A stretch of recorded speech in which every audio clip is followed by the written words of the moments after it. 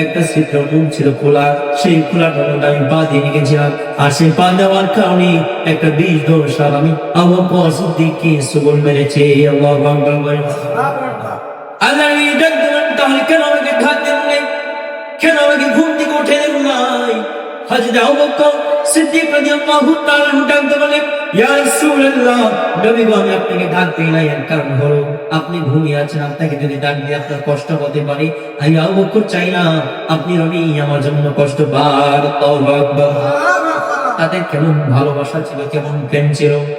আল্লাহ নবী সাল্লাল্লাহু আলাইহি ওয়াসাল্লাম দেখি হযরত আবু বকর সিদ্দিক রাদিয়াল্লাহু তাআলা বাবুর মত হয়ে যাচ্ছে, বরণের মতো অবস্থা হয়ে গেলে আল্লাহ নবী সাল্লাল্লাহু আলাইহি ওয়াসাল্লাম নিজে মুবারক থেকে লালা বরক লাগিয়ে দিন, সাবের সুবরের জায়গাতে লাগাতে দেরি হলো, আমার আল্লাহ রাব্বুল আলামিন হযরত আবু বকর সিদ্দিক রাদিয়াল্লাহু তাআলাকে সুস্থ করতে দিয়ে বলেন সুবহানাল্লাহ।